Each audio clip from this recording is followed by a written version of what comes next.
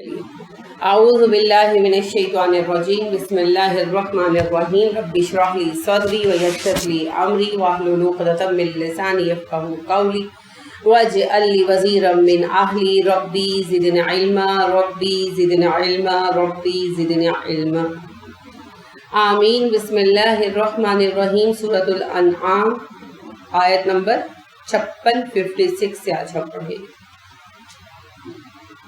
کوئی کہہ دیجئے انی بے شک میں، نہیتو میں روک دیا گیا ہوں، نون ہے یہ نہیں روکنا، اردو میں بھی آپ استعمال کرتے ہیں امر و نہیں،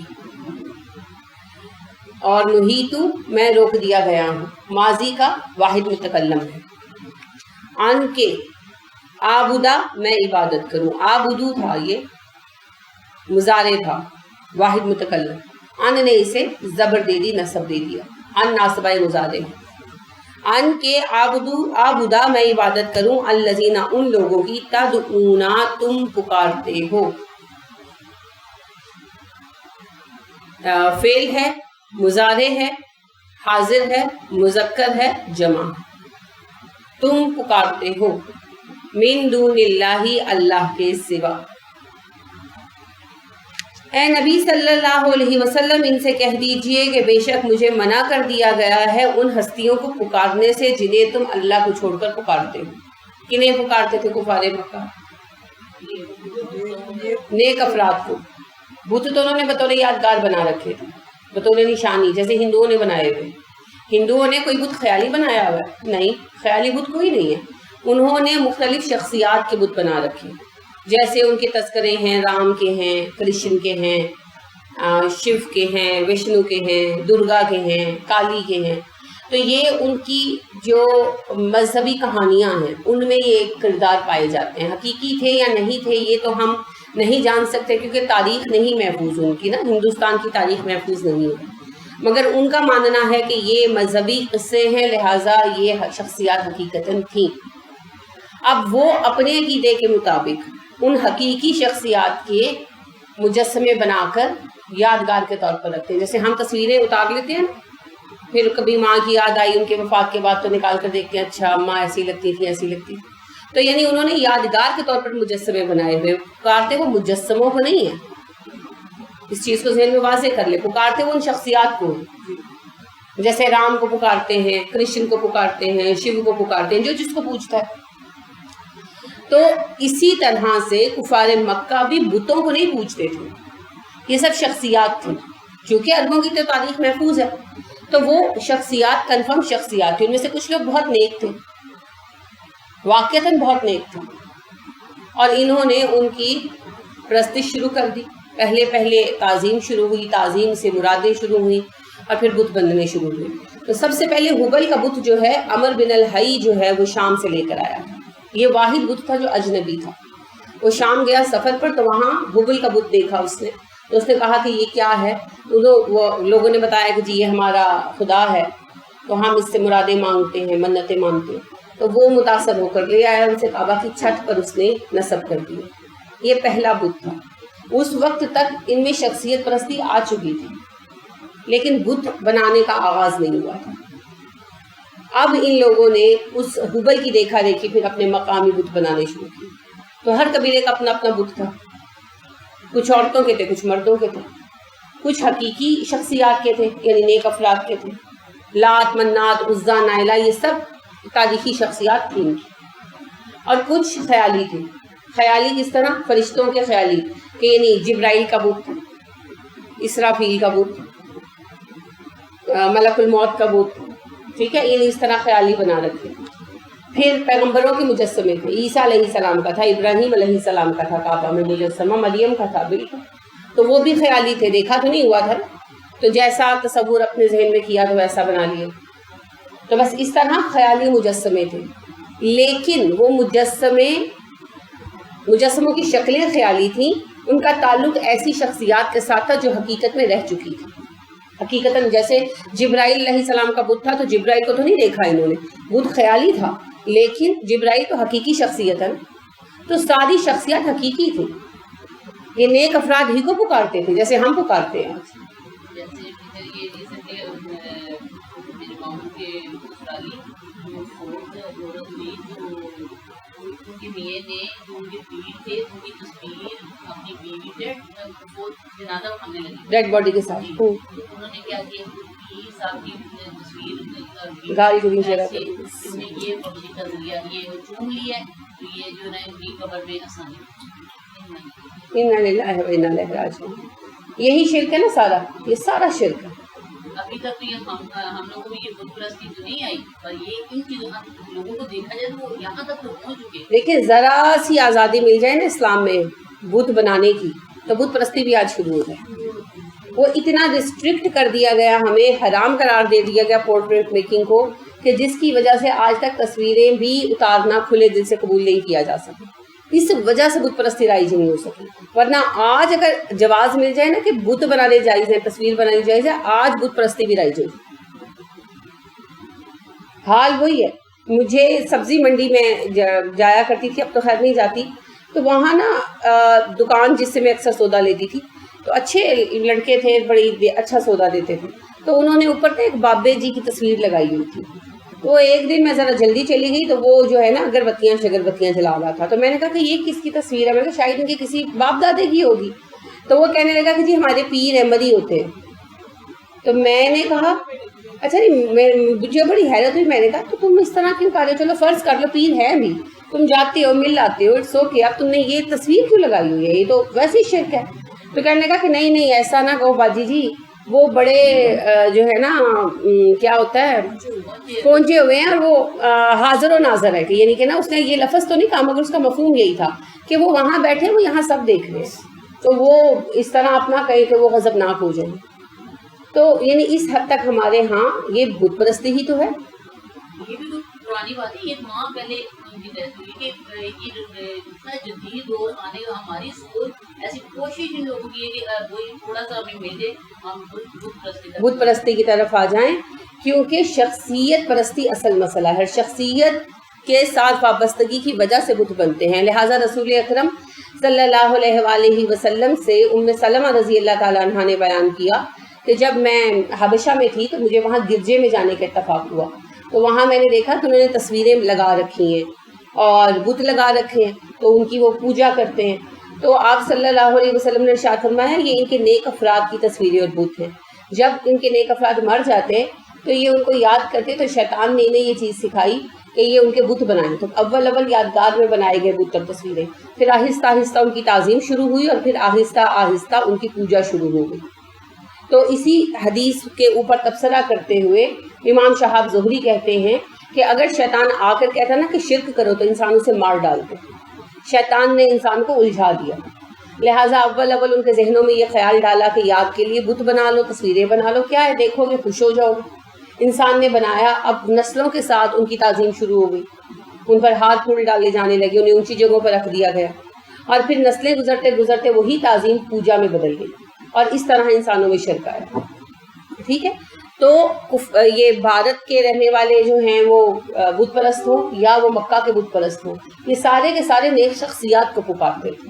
تو جب اللہ فرماتے ہیں کہ الذین تدعون من دون اللہ, وہ لوگ جنہیں تم اللہ کے سوا پکارتے ہو, تو اس سے مراد حقیقتاً یہی ہے کہ نیک افراد کو, اولیاء کرام کو, امت کے جن کو اچھا سمجھا جاتا ہے ان کو پکارنا. اور اسی شرک میں ہم مبتلا ہیں. اب تو خیر کہیں کہیں تصویریں بھی آنی شروع ہو گئی ہیں, استعمال ہونی شروع ہو گئی ہیں, اور قبریں تو آپ کو پتہ ہے عام. تو کسی بھی دوسرے سے مانگنا اس عہد کی خلاف ورزی ہے جو ہم روز ہر نماز کی ہر رکعت میں باندھتے ہیں. کیا عہد ہے ہمارا؟ ایاک نعبد و ایاک نستعین. اب دیکھیے دو باتیں ریلیٹ کرتی ہیں. جب ہم سورہ فاتحہ پڑھتے ہیں نا تو ہم سب سے پہلے پڑھتے ہیں الحمدللہ رب العالمین. رب پرووائڈر کو کہتے ہیں. تو تمام جہانوں کا پرووائڈر اللہ تعالیٰ ہے.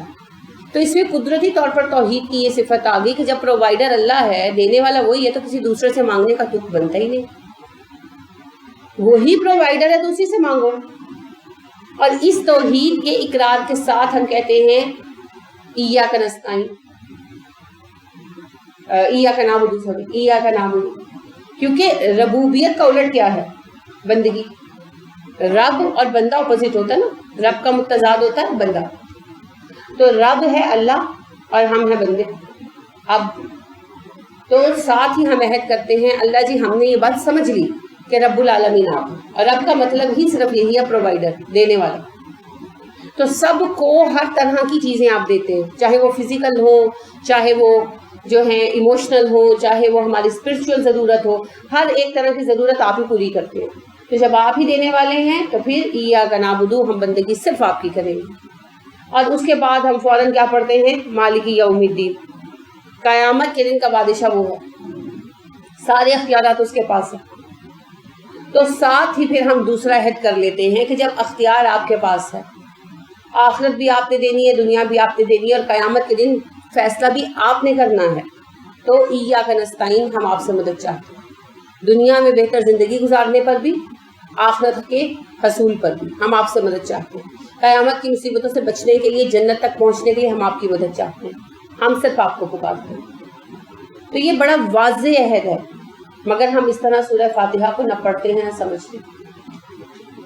تو جس وقت ہم اللہ کے سوا کسی کو پکارتے ہیں، ایاک نعبد و ایاک نستعین کی خلاف ورزی ہو جاتی ہے. رسول اکرم صلی اللہ علیہ وسلم نے فرمایا کہ سورہ فاتحہ کی پہلی جو 3 آیتیں ہیں یہ اللہ کی ثنا ہے، چوتھی آیت جو ہے یہ اللہ اور بندے کے درمیان عہد ہے، اور آخری 3 آیتیں اللہ سے دعا ہیں. تو وہ جو عہد ہے وہ توڑ دیتے ہیں ہم.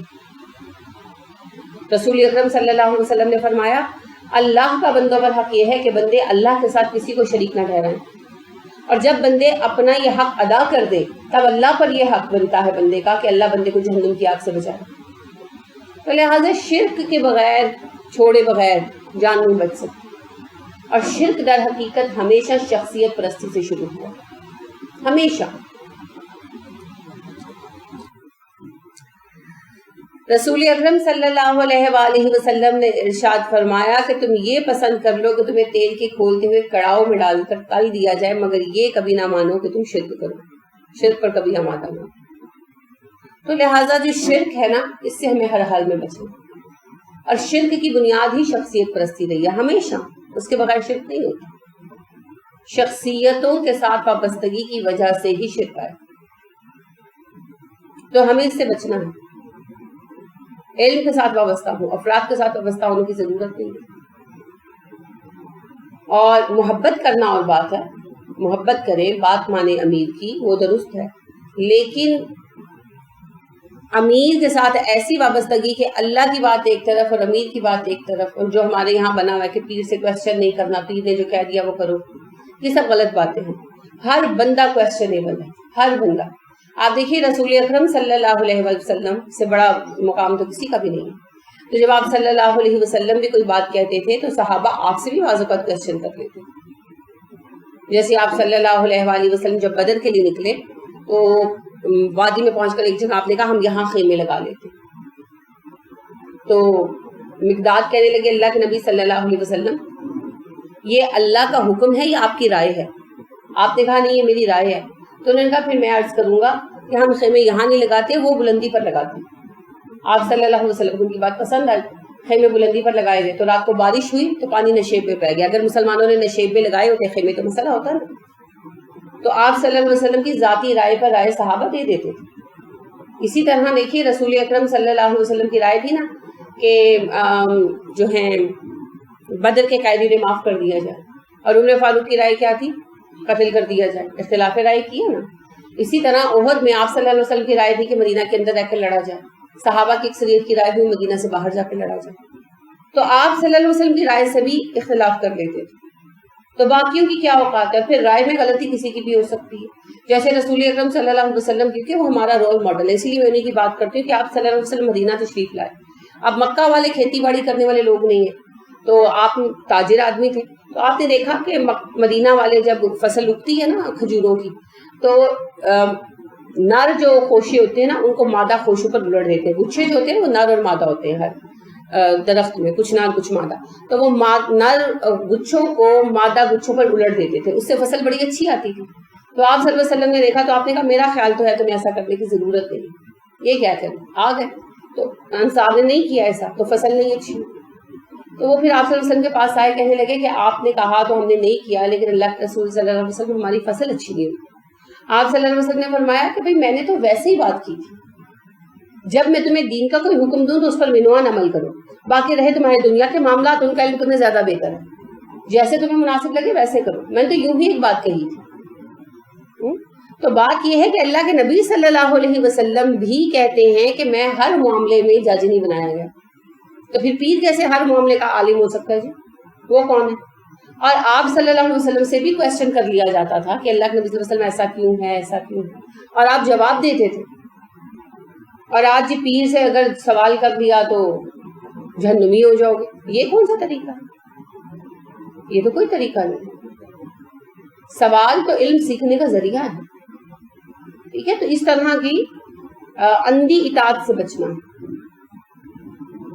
اطاعت صرف معروف بات میں ہے جو قرآن و حدیث کے مطابق ہو، غلط بات میں اطاعت نہیں کرتے. لہٰذا رسول اکرم صلی اللہ علیہ وسلم نے ایک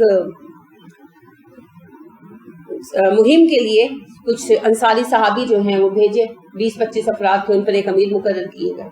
تو جب وہ واپس آ رہے تھے مہم سے تو ان کے امیر کسی بات پر ان سے خفا ہو گئے، تو کھانا پکانے کے لیے آگ وغیرہ جلا چکے تھے وہ لوگ. تو امیر کو غصہ آ گیا تو کہنے لگے کہ اس آگ میں چھلانگ لگاؤ، سارے کود جاؤ. اب صحابہ میں اختلاف رائے ہو گیا، کچھ کہنے لگے کود جانا چاہیے، امیر کا حکم ہے، اور کچھ کہنے لگے کہ نہیں، اطاعت کی بات تو نہیں ہے، خودکشی تو حرام ہے. اب اس بحث کے دوران ان کا غصہ ٹھنڈا ہو گیا، انہوں نے بات آئی گئی کر دیں، اچھا چلو دفعہ کرو، کھانا جانے پکاؤ کھاتے ہیں. اب جب مدینہ آئے تو ساری بات آپ صلی اللہ علیہ وسلم کو بتائی. تو آپ صلی اللہ علیہ وسلم نے کہا کہ اللہ کی قسم اگر تم لوگ آگ میں کود جاتے تو قیامت تک اسی طرح عذاب دیے جاتے. کہ یعنی جو خودکشی والے کا یہی عذاب ہے نا، وہ بار بار اسی طریقے سے مرتا رہے اور حرام موت تمہاری جو ہے وہ تصور ہوتی ہے. پھر فرمایا اطاعت بالمعروف، اطاعت صرف دستور کی بات میں جو قرآن و حدیث کے دین کے مطابق ہے، صرف اس میں اطاعت ہوگی. ٹھیک ہے، تو اندھی اطاعت تو ہے ہی نہیں. اندھی اطاعت کریں گے تو پھر جو چاہے گا، جس کو چاہے گا ٹیررسٹ بنا دے گا، جس کو چاہے گا کچھ بھی بنا دے گا. تو ہر کسی کی بات کو قرآن و حدیث کے مطابق دیکھیں گے اور قرآن و حدیث کے مطابق مانیں گے. اگر وہ بات قرآن و حدیث کے خلاف ہے تو پھر کہنے والا کتنا ہی بڑا شیخ ہو، کتنا ہی بڑا عالم ہو، کتنا ہی بڑا فاضل ہو، ہمیں کوئی فرق نہیں پڑتا، اس کی بات نہیں مانی جائے گی. ٹھیک ہے، تو یہاں یہ بات یاد رکھیے کہ اس قسم کی اندھی اطاعت ہی آگے چل کر پوجا پرستش کا سبب بنتی ہے. تو اللہ نے کہا کہ نبی صلی اللہ علیہ وسلم کہہ دیجئے میں روک دیا گیا ہوں ان ہستیوں کو پکارنے سے جنہیں تم پکارتے ہو. تو جس سے آپ روک دیے گئے اس سے ہم سب بھی روک دیے گئے، لہٰذا ہم سوائے اللہ کے کسی کو نہیں پکارتے. ٹھیک ہے، لہٰذا آج رسول اکرم صلی اللہ علیہ وسلم سے بھی دعا کے معنوں میں ان کو نہیں پکارا جائے گا. ٹھیک ہے، ایک شاعرانہ اسلوب میں نعتیں کہہ لی جاتی ہیں وہ اور بات ہے، لیکن دعائیں آپ صلی اللہ علیہ وسلم سے نہیں مانگی جائیں گی. آپ نے ہمیں یہ چیز نہیں سکھائی. آپ صلی اللہ علیہ وسلم نے کبھی بھی نہیں کہا کہ دعا مجھ سے مانگنا. ایک دفعہ مجھے کسی نے کویسچن کیا اس حدیث کو پھر کہاں رکھیں گے کہ رسول اکرم صلی اللہ علیہ وسلم نے کہا جب تمہیں حاجت پیش آئے تو مجھ سے دعا مانگو. میں نے کہا مجھے اس حدیث کا ریفرنس لا دیں تبھی میں کوئی جواب دے سکوں گی. یہ تب کی بات ہے جب میں ماسٹرز کر رہی تھی اسلامیات میں، تب سے اب تک وہ ریفرنس نہیں آیا، کیونکہ حدیث ہوگی تو ریفرنس آئے گا نا. بس منہوں کی باتیں اٹھ کے کہہ دیتے ہیں اگلے کو چپ کرانے کے لیے، اور یہ نہیں سوچتے کہ اللہ کے نبی صلی اللہ علیہ وسلم نے فرمایا جس نے مجھ پر جان بوجھ کر جھوٹ بولا وہ اپنا ٹھکانہ جہنم میں بنا لے. صرف اپنے فرقے کو ڈیفینڈ کرنے کے لیے اس حد تک چلے جاتے ہیں کہ رسول اکرم صلی اللہ علیہ وسلم کو جھوٹ باندھ دیتے. دیکھیں وسیلے میں حرمت نہیں ہے. ٹھیک ہے، یہ ضرور ہے کہ سب سے اچھا وسیلہ خود اللہ کے نام ہے، لیکن رسول اکرم صلی اللہ علیہ وسلم کی وسیلے سے دعا کر لینا حرام نہیں ہے، کیا جا سکتا. باقی ہر اہل کا وسیلہ نہیں دیا جائے گا. البتہ جو نیک کنفرم نیک لوگ ہیں ان کا وسیلہ دیا جا سکتا ہے، نیک اعمال کا وسیلہ دیا جا سکتا ہے. ٹھیک ہے، تو رسول اکرم صلی اللہ علیہ وسلم کی برکت سے وسیلہ بمانے برکت کہہ لیں نا آپ کہ آپ صلی اللہ علیہ وسلم کی برکت سے ہماری دعا قبول کر لیں، تو یہ حرام نہیں ہے. بعض عالم جو بہت سخت ہیں توحید کے معاملے میں وہ کہتے ہیں کہ یہ بھی نہ کرو، مشکوک عمل ہے، لیکن میں ذاتی طور پر سمجھتی ہوں کہ اس میں حرج نہیں، اس میں میں سمجھتی ہوں حرج نہیں. لیکن جو ہے آپ صلی اللہ علیہ وسلم سے دعا مانگنا، جیسے بریلوی سیٹ کے لوگ تو باقاعدہ سکھاتے یہی ہے نا کہ دعا مانگنی ہے رسول اکرم صلی اللہ علیہ وسلم سے مانگو، اگر آپ قبول کریں گے تو اللہ کی طرف سے قبولیت ہوگی. وہ شرک، کیونکہ آپ صلی اللہ علیہ وسلم بھی انسان تھے، آپ صلی اللہ علیہ وسلم وفات پا چکے ہیں. اب آپ صلی اللہ علیہ وسلم کی ہماری ملاقات قیامت کے دن کہاں ہوگی؟ حوض کوثر. اللہ ہمیں نصیب کرے، آمین. تو آپ صلی اللہ علیہ وسلم جب زندہ تھے تب بھی آپ صلی اللہ علیہ وسلم نے کبھی کسی کو یہ نہیں سکھایا تھا کہ مجھ سے دعائیں مانگو، ہے نا. اور آپ سورہ اعراف میں پڑھیں گے، اللہ نے کہا نا کہ میں نے کوئی نبی اس لیے نہیں بھیجا کہ وہ لوگوں کو یہ کہے کہ اللہ کو چھوڑو میرے بندے بن جاؤ. وہ تو تمہیں کہے گا اللہ کے بندے بن جاؤ. تو لہٰذا رسول اکرم صلی اللہ علیہ وسلم نے ہمیں یہ چیز ٹیچ نہیں کی.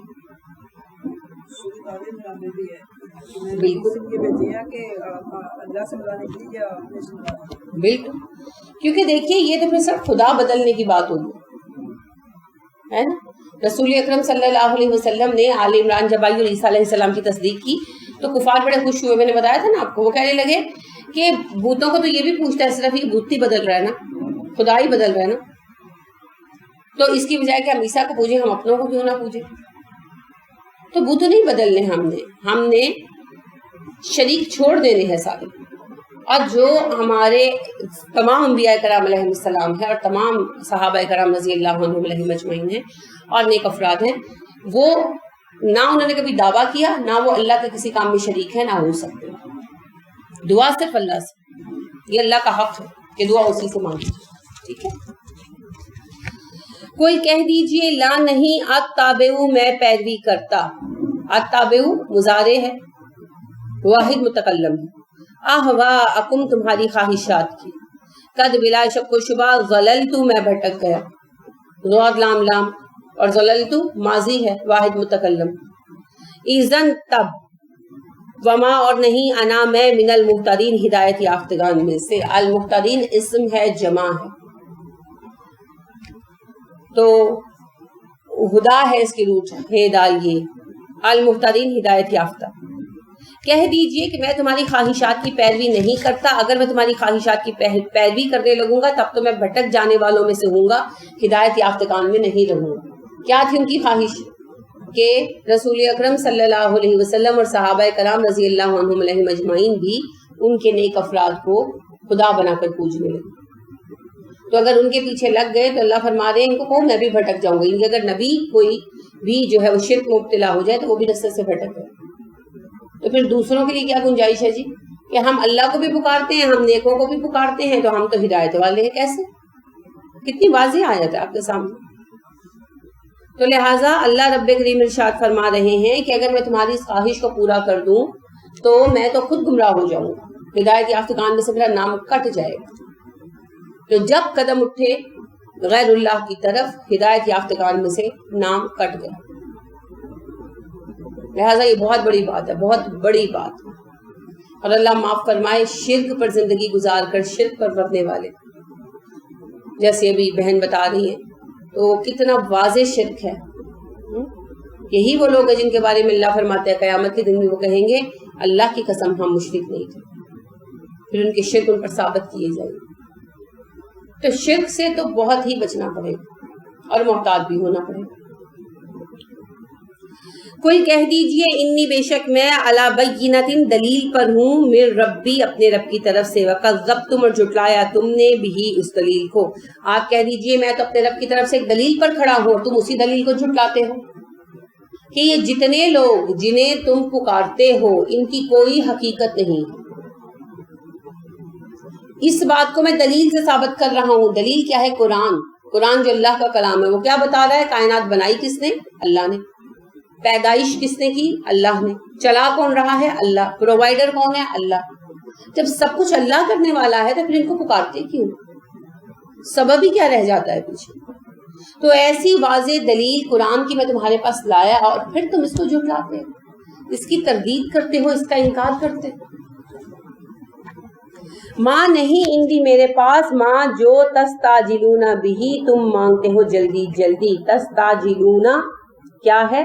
مضارع اور حاضر مذکر جمع، اور اس کی روٹ کیا ہے؟ عین جیم لام.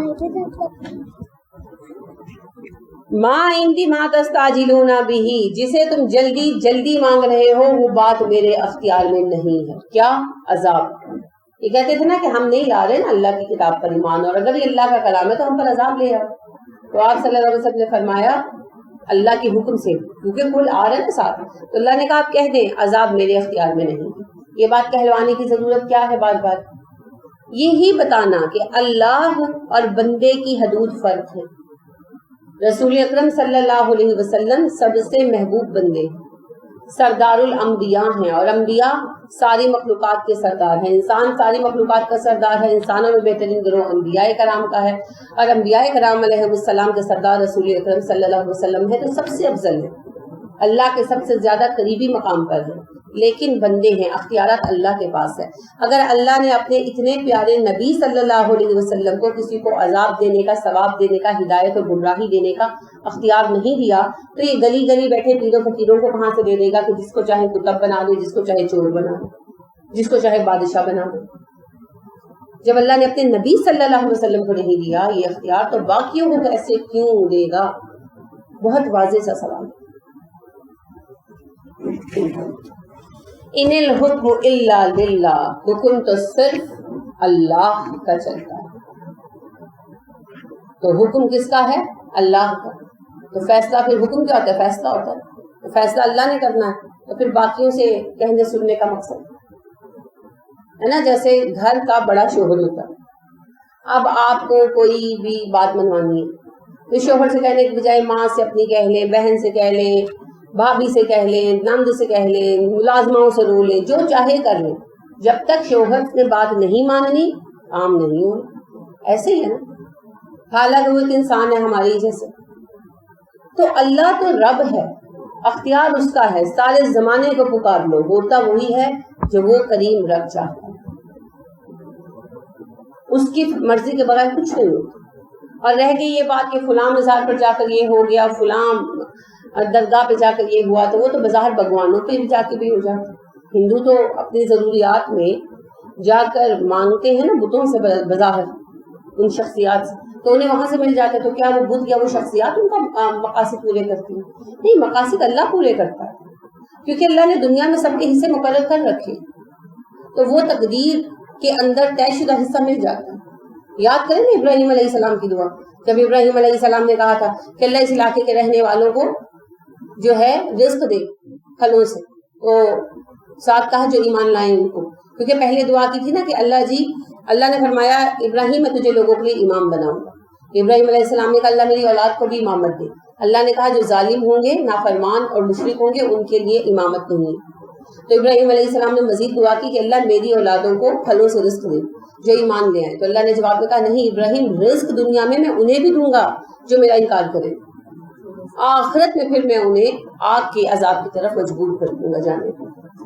تو دنیا میں حصے مقرر شدہ وہ ملنے ہی ملنے. بل گیٹس نے اتنا امیر ہونا ہی ہونا، چاہے وہ مسلمان ہوتا یا عیسائی ہے، یا وہ ہندو ہوتا یا وہ آتش پرست ہوتا، اس کے لیے لکھا جا چکا ہے. رزق میں نے کہا نا کہ رسول اکرم صلی اللہ علیہ وسلم نے فرمایا کہ بچے کی شکل بننے سے پہلے رزق کی مقدار لکھ دی جاتی ہے. رزق کمائیں گے کیسے یہ نہیں لکھا جاتا، وہ ہم اپنی محنت اپنے من پسند پیشے سے کماتے ہیں، لہٰذا حلال و حرام ہمارے مرضی ہے. لیکن رزق ہمیں اتنا ہی ملتا ہے. جیسے یہ نواز شریف وغیرہ کرپشن نہ کرتے تو ان کے جائز ذرائع سے بھی اتنا ہی پیسہ ملتا جتنا آج ان کے پاس.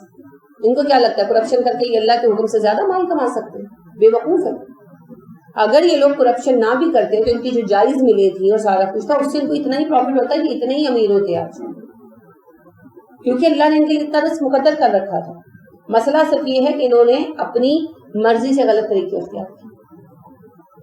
تو لہٰذا کسی کو بھی کسی بت سے یا کسی شخصیت سے کچھ نہیں ملتا، جو کچھ ملتا ہے اللہ کریم سے ملتا ہے. ٹھیک ہے، تو یہ بھی ساری باتیں جو ہے نا شرک ہے، ہمیں شرک سے ہر حال میں بچنا. تو فیصلہ اللہ کا ہے، زندگی کا، موت کا، اولادوں کا. کوئی مزار ایسا نہیں ہے جہاں پر جا کر بچے مل جائیں. فلاں مزار کے بیر کھا لو جی لڑکا پیدا ہوگا، فلاں مزار کی فلاں بابا جی کا سیب کھا لو تو لڑکا پیدا ہوگا. بیکار باتیں ہیں. اللہ نے دینی ہے اولاد، اللہ نے جس کے لیے جو مقدر کیا ہے وہی دینا. شدید قسم کا شرک ہے. صحت جی وہ فلاں مزار کی مٹی مل لو صحت ہو جائے گی، کسی چیز سے صحت نہیں ہوتی. صحت ہوتی ہے اللہ کے حکم سے، بس جو اللہ کا حکم ہے وہی ہوگا. رسول اکرم صلی اللہ علیہ وآلہ وسلم غزوہ احد کے موقع پر ایک صحابی آئے، نام میرے ذہن میں اس وقت نہیں ہے، ان کی ایک آنکھ نکل گئی تھی اور ایسے لٹک رہی تھی. آپ صلی اللہ علیہ وسلم نے واپس رکھی اور دعا پڑھی, ان کی آنکھ بالکل ٹھیک ہو گئی اور زندگی بھر ان کو سانس سے زیادہ دکھائی دیتا رہا. ٹھیک ہے. اور آپ کو یہ بھی یاد ہوگا کہ خیبر کے موقع پر رسول اکرم صلی اللہ علیہ وسلم نے کہا کہ علی کو بلاؤ. تو علی رضی اللہ عنہ کی آنکھوں میں اشوب چشم کی تکلیف تھی, تو آئے تو آنکھیں سوجی ہوئی تھی, تو آپ صلی اللہ علیہ وسلم نے تک دھوپ لگایا تو آنکھیں ٹھیک ہو گئی, ہمیشہ ٹھیک نہیں, پھر اشوب چشم کی تکلیف ختم ہو گئی. بچپن سے کہتی تھی علی رضی اللہ عنہ.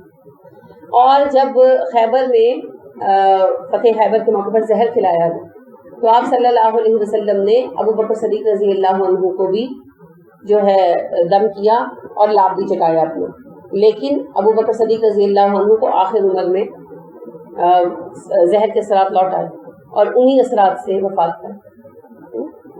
تو نہیں فرق پڑا. کیوں؟ اس لیے کہ اللہ کا حکم ایسے تھا نا, جو حکم ہے اللہ کا وہی ہونا. اچھا, رسول اکرم صلی اللہ علیہ وسلم نے لوگوں کو دم کیا, بڑی دفعہ زندگی میں ایسا ہوا ان کو شفا ہوگی, خود اپنے آپ کو 3 سال دم کرتے رہے خیبر کے بعد سے وفات تک, نہیں اس مرض سے شفا ہوئی نا. کیوں نہیں ہوئی؟ اللہ کو حکم. حضرت ابراہیم علیہ السلام نے کہا تھا نا وَإِذَا مَرِضْتُ فَهُوَ يَشْفِينِ, جب میں بیمار پڑتا ہوں وہ شفا دیتا. تو لہٰذا بیماری میں شفا, اولاد, رزق, کامیابی سب اللہ کے حکم سے ہے. اللہ کے حکم کو کوئی بدلنے والا نہیں ہے ہی نہیں. یہی مفہوم ہے ان الحکم الا للہ, حاکمیت صرف اللہ کی ہے, وہ واحد حاکم ہے. دنیا کے ذرائع بھی وہی ہمارے لیے اٹھاتا اور پیدا کرتا ہے, جن سے پھر ہم کامیابیاں پاتے ہیں. وہی ہمارے لیے افراد کھڑے کرتا ہے, وہی ہمارے لیے ذرائع بناتا ہے. مسبب الاسباب ہے, اس رب کے سوا کوئی دینے والا نہیں ہے ہی نہیں. یا قصو وہ بیان کرتا ہے, خاص سواد سے نا قصہ جو لفظ آپ پڑھتے اور بولتے ہیں اردو میں عام, یہ وہی ہے. یا قصو وہ بیان کرتا ہے, تو پھر یہ کیا ہے؟ مضارع, مذکر, واحد, غائب. الحق کا حق, وہ حق بیان کر رہا ہے. اللہ کریم حق بیان کر رہا ہے. کس معاملے میں؟ ملکیت کے معاملے میں, حاکمیت اور ربوبیت کے معاملے میں حق بیان کر رہا ہے. حق کیا ہے؟